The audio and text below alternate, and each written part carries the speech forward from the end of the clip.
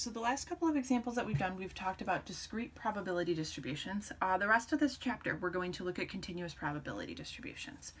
So we're going to start this in the end of this section 6.1, and then we are going to continue looking at continuous probability distributions, a specific type, in the next section, in section 6.2. So a continuous probability distribution is a probability distribution that shows the probability of each possible outcome when all outcomes are continuous variables. Continuous probability distributions are going to be represented as areas under curves.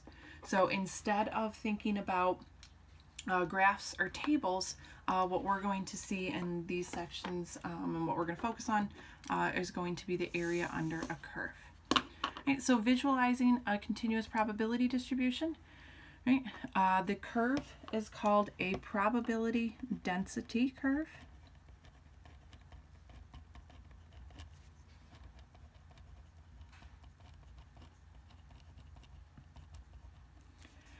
And the key thing to think about, what we have to remember when we're thinking about these continuous probability distributions, the total area under the curve is equal to 1. Right? And the total area under the curve is equal to 1, which is 100%. Right? So, for example, if we look at this image here, right? This image shows the probability distributions of times waiting in line at a particular coffee shop. The highlighted area represents the probability that the time is between 0 and 2 minutes. Right? Just looking at this, we don't really know an exact percentage, but we know the total area under this curve is 100%. So this portion here, maybe it's around 40%, maybe it's around 50%, right? It's not necessarily as easy just to guess.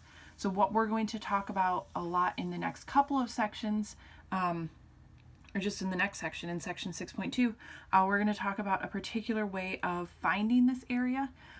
It can be difficult to calculate it without technology, so we will be heavily relying on StatCrunch in section 6.2 because of that.